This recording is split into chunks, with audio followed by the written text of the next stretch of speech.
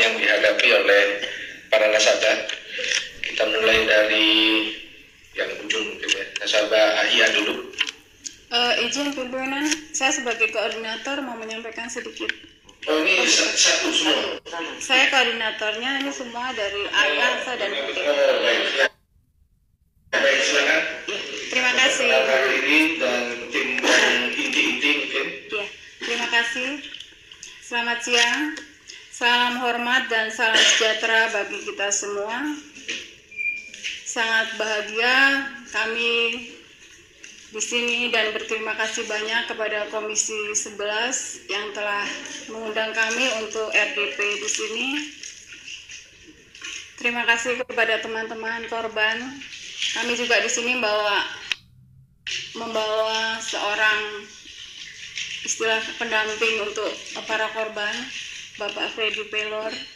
Untuk teman-teman nanti bisa mereka memperkenalkan diri sendiri saat nanti mengadu.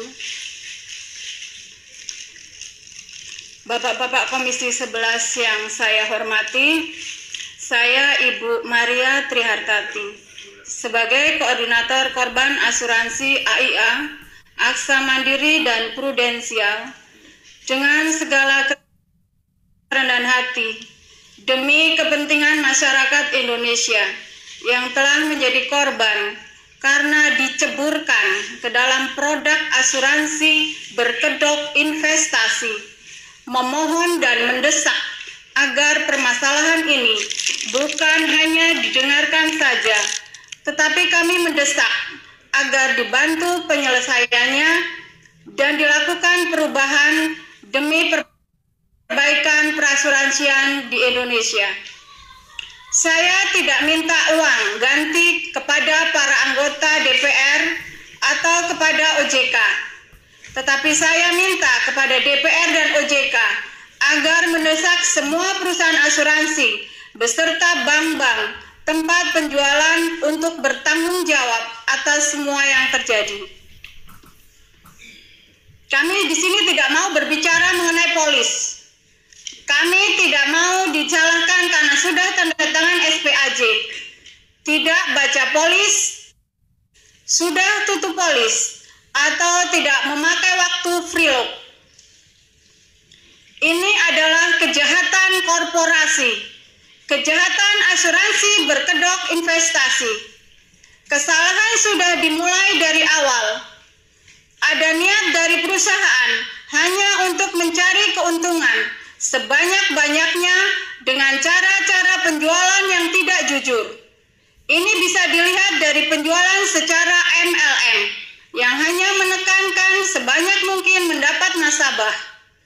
Perekrutan agen asuransi tanpa ada syarat harus memiliki jenjang pendidikan asuransi, padahal produk yang dijual adalah produk asuransi yang selayaknya produk ini dijual oleh agen yang benar-benar sudah berkompeten dan pasar untuk penjualannya hanya untuk masyarakat yang berekonomi mapan dalam hal keuangan dan sudah tahu tentang semua resiko investasi dan saham. Tetapi karena tujuan dari perusahaan hanya untuk menghisap sebanyak mungkin dana masyarakat, maka penjualan dilakukan ke seluruh lapisan masyarakat, bahkan di pelosok-pelosok negeri. Tujuan dan marwah dari asuransi diabaikan, dan tujuan utamanya berubah untuk mencari keuntungan perusahaan. Ini adalah kejahatan korporasi yang sudah terstruktur, masif, dan sistematis.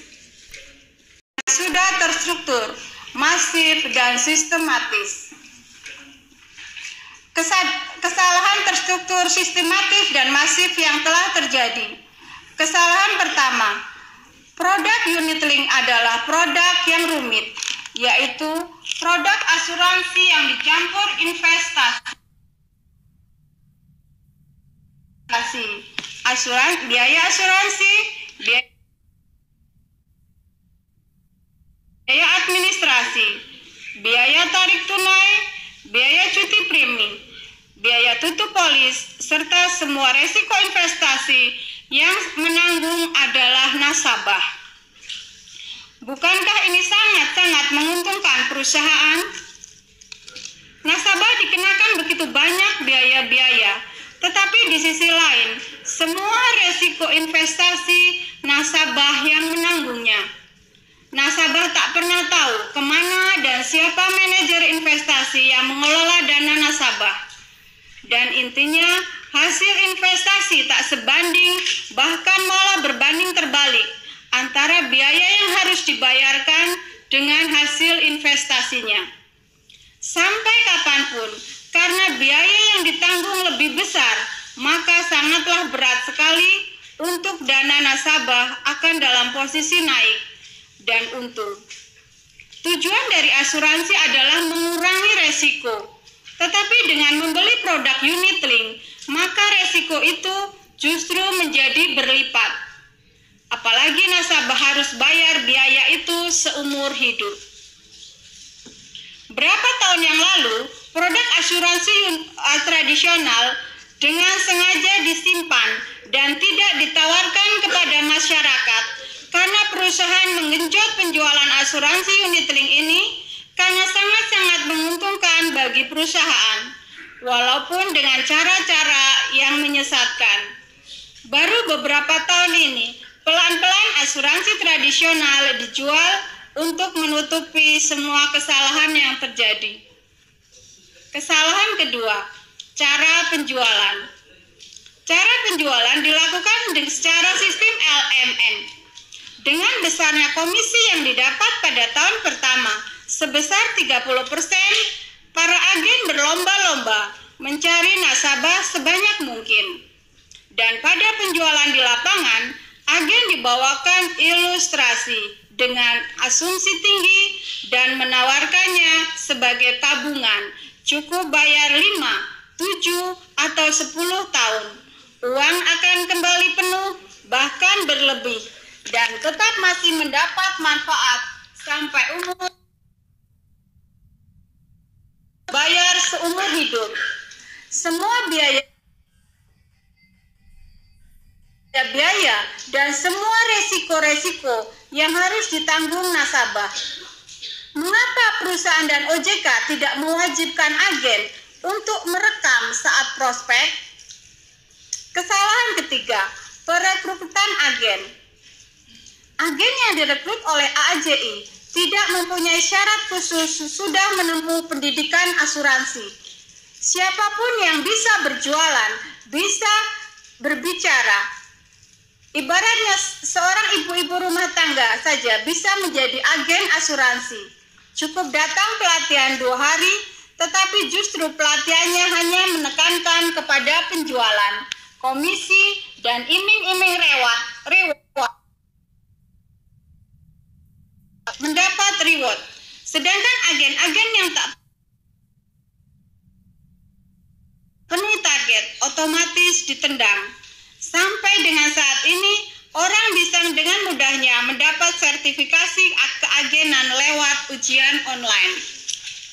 Bank insurance. Penjualan asuransi di dalam bank. Ini ibarat menembak binatang di kebun binatang. Masyarakat yang datang ke bank tujuannya untuk menabung, tetapi justru diarahkan ke produk asuransi yang ditawarkan sebagai tabungan. Cukup bayar 7 tahun, uang akan kembali bersama bunganya. Tak ada kata asuransi unit link dengan semua biaya dan resikonya, dan sama sekali tak dijelaskan bahwa harus bayar seumur hidup. Di perusahaan asuransi yang dilindungi oleh OJK, beberapa tahun terakhir, berjuta-juta pemegang polis asuransi konvensional menjerit dan menangis karena uang hasil keringatnya hilang di dalam asuransi.